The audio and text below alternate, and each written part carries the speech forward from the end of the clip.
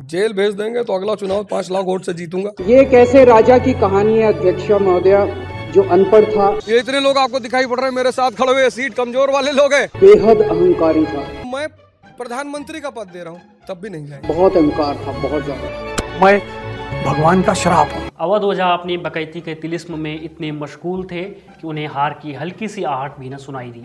उन्होंने आम आदमी पार्टी की वो सीट हारी जहां से लगातार 3 बार मनीष सिसोदिया विधानसभा पहुंचे थे, और ये हार भी कोई छोटे मार्जिन से नहीं हुई है कि वो खुद को सांत्वना दे पाएं। अवध ओझा भविष्य दृष्टा हैं, वो वर्तमान की न सोचते हैं न ही बात करते हैं। उनके लिए वर्तमान अनिश्चित है और भविष्य एकदम निश्चित। चुनाव प्रचार के दौरान अवध ओझा से पूछा भी गया था कि आरोप है ये सीट कमजोर पड़ रही है। इस पर अवध ओझा सर का जवाब सुनने लायक है। ये इतने लोग आपको दिखाई पड़ रहे हैं मेरे साथ खड़े हुए, सीट कमजोर वाले लोग हैं। अगर मैं अकेले खड़ा होता और आप मुझसे सवाल करते तो मैं उसका जवाब भी देता।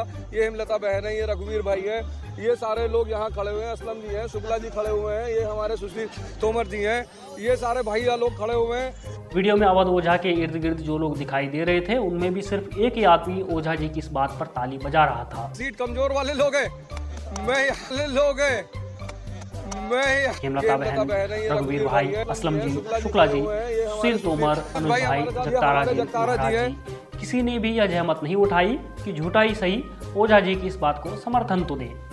अवध ओझा के इस ओवर कॉन्फिडेंस के लिए ही ताज भोपाली लिख कर गए होंगे, तुम्हारी बज्म से बाहर भी एक दुनिया है, मेरे हुजूर बड़ा जुर्म है ये बेखबरी। अवध ओझा जमीनी हकीकत से बेखबर थे। उन्हें अगर खबर थी तो बस इतनी कि अरविंद केजरीवाल श्री कृष्ण के अवतार हैं। अरविंद केजरीवाल जी निश्चित तौर पर भगवान है, मैं तो उनको कह ही चुका हूँ कृष्ण के अवतार हैं वो। उन्हें खबर थी कि 2029 में केजरीवाल देश के प्रधानमंत्री बन जाएंगे। उन्हें 2025 की खबर नहीं थी। उन्हें केजरीवाल में कभी गांधी दिखते तो कभी नेल्सन मंडेला। आरोप लगना बड़ी बात नहीं है। अब नेल्सन मंडेला मैं कितनी बार बोला कि 27 साल जेल में रहे, गांधी जी जेल में रहे। ओझा इतने बेखबर थे कि उन्होंने प्रधानमंत्री पद का प्रस्ताव भी ठुकरा दिया था। अगर नरेंद्र मोदी जी कल मुझे कह दें कि यार मैं पद छोड़ रहा हूँ, तुम प्राइम मिनिस्टर की शपथ ले लो, आओ, मेरा वैसे भी थोड़ा ज्यादा, अरे ज्यादा की बात ही नहीं है। अगर मुझसे कह दे कि मैं प्रधानमंत्री का पद दे रहा हूँ तब भी नहीं जाए। हालांकि यह बात अलग है कि किसी ने उन्हें यह पद ऑफर नहीं किया था।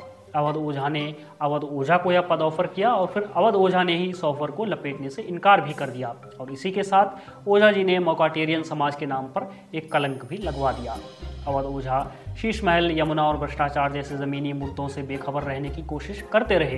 वो अपनी सीट की चिंता छोड़ अयोध्या जा पहुंचे कि श्री रामचंद्र जी ने उन्हें हरवा दिया है। असली हिंदू होते तो रामचंद्र जी जिताते नहीं। अयोध्या की सीट हार गए, रामचंद्र जी ने हरवा दिया। असली हिंदू होते तो रामचंद्र जी जिताते नहीं। ओझा जी, आपके पास तो स्वयं श्री कृष्ण के अवतार थे और आपको तो रामचरितमानस की चौपाई भी आती है, फिर क्या हो गया? उनसे जाइएगा, पूछिएगा कि कम से कम 10 चौपाई सुनाए रामचरितमानस की, कम से कम 10 चौपाई सुनो। उमाते लोग अभागी, हरि त्याग भय विषय अनुरागी। अवध ओझा आए या फिर लाए गए कि वो आम आदमी पार्टी के लिए तारणहार बनेंगे, लेकिन सच तो यही है कि ओझा जी यमुना की वो झाग तो नहीं है जो सालों साल तक बनी रहे। ओझा जी बियर की उस झाग की तरह हैं जो चंद पलों में ही बैठ जाया करती है।